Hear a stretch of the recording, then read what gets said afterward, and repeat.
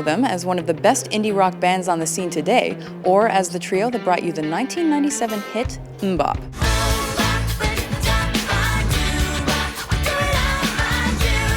Hi, I'm Rebecca Brayton, and welcome to WatchMojo.com, and today we're speaking with Hanson.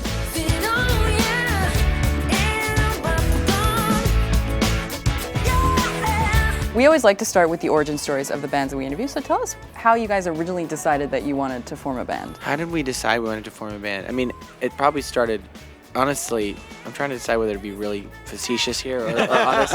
It started around the kitchen table. I mean, it started when we realized that people responded to us singing casually.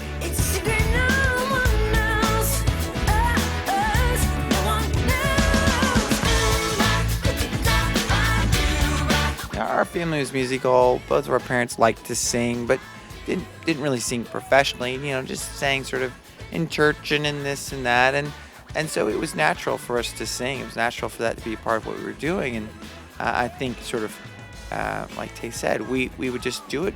You know, oh, here we are at a family get-together or with some friends. Let's sing a song, and I think we started writing songs. Isaac probably in particular started writing songs, and that was probably one of the first things of like, well, okay, here's our own music, and it's not bad, it's okay, we're doing okay, you know. And Zach was like, I would write some more songs, but I'm still learning to read. Yeah, I am like, only 5. I would rather play Legos.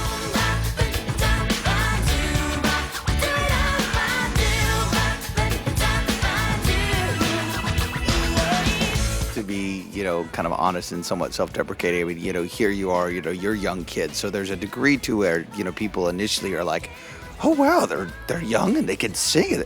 Oh, this is kind of cute and clever, and then quickly it kind of became a little bit more than that. You know, I remember particularly we did a performance and got a standing ovation, and we were like, wow, that's cool. And so we're like, we need to make a record. That night went to a very, very, very amateur recording studio and basically stood there live with microphones and recorded, what was at the time an album, although it's Every song we knew. Loosely an album. It was every single song we knew, every single song we'd written.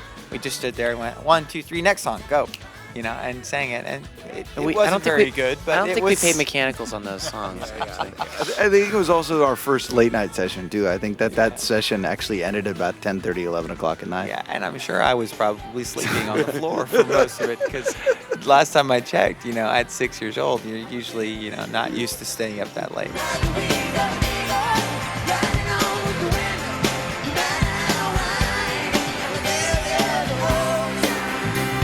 The thing about our history as well is, even though we started particularly young, I mean, most artists start as kids. I mean, you got to start somewhere. You start hearing music, making music, and even though we were relatively young when we began to be a band, we went out and we did gigs. Like we played shows, a lot of shows, long before we were signed. I mean, we did over 300 shows before I was 13.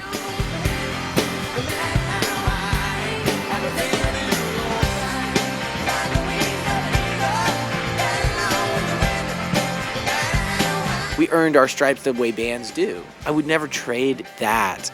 I mean, I would trade some of those weekends for, you know, maybe some other activities. But I would never trade the idea of going out and learning your craft and being a performer early, because you can't fake that.